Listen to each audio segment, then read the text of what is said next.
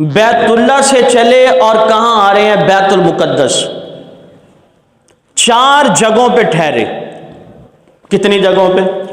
4 جگہوں پہ، اور ہر جگہ پہ جبریل امین نے کہا آقا اتریے، 2 رکعت نفل ادا کیجئے۔ پہلی جگہ پہ جب رکے، پوچھا جبریل کون سی جگہ ہے؟ بتایا آقا یہ کھجوروں کی سرزمین ہے جسے مدینہ کہتے ہیں۔ اس سے آگے چلے، 2 رکعت نفل ادا کیے۔ پوچھا جبریل یہ کون سی جگہ ہے؟ بتایا گیا کہ یہ مدین کا علاقہ ہے جہاں حضرت شعیب علیہ السلام تشریف لائے تھے۔ اس سے اور آگے بڑھے، 2 رکعت نفل ادا کی۔ جبریل یہ کون سی جگہ ہے؟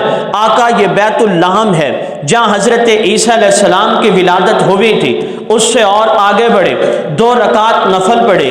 جبریل سے پوچھتے ہیں جبریل یہ کون سی جگہ ہے؟ جبریل علیہ السلام بتاتے ہیں آقا یہ وہ جگہ ہے جہاں حضرت موسیٰ علیہ السلام طور پہاڑ پہ یہ درخت موجود ہے، یہاں پر آ کر موسیٰ علیہ السلام اللہ سے ہم کلام ہوتے تھے۔ 4 جگہوں پہ حضرت جبریل علیہ السلام کے مطابق آپ صلی اللہ علیہ وسلم نے قیام کیا، 2 رکعت نفل پڑھی۔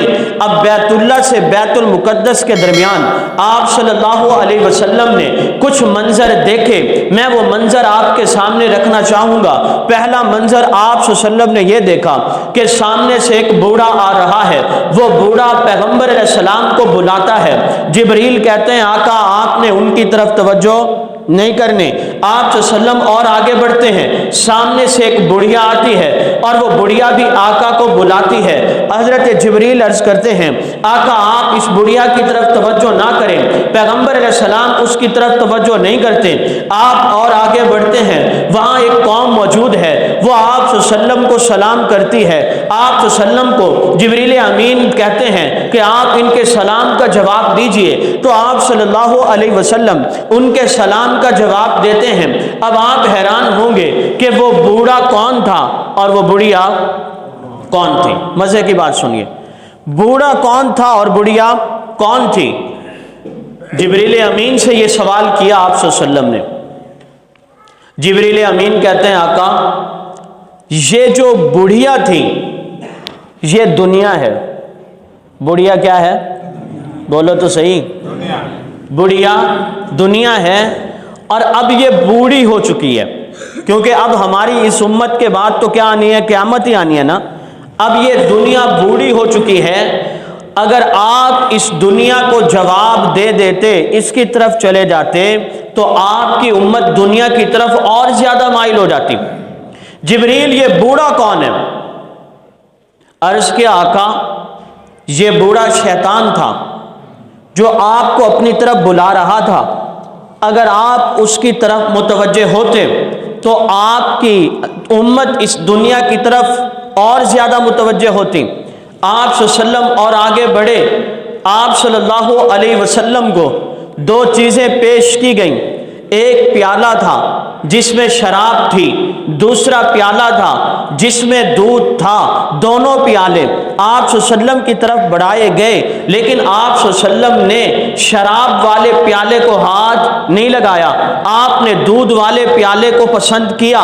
جبریل امین نے عرض کیا آقا اگر آپ شراب کو ہاتھ لگاتے، آپ شراب کو پیتے، تو پھر آپ کی امت شراب کی طرف زیادہ مائل ہوتی، اور اگر آپ نے دودھ کو پسند کیا، آپ کی امت شراب سے دور رہے گی، نیکی کے کاموں کی طرف زیادہ رہے گی۔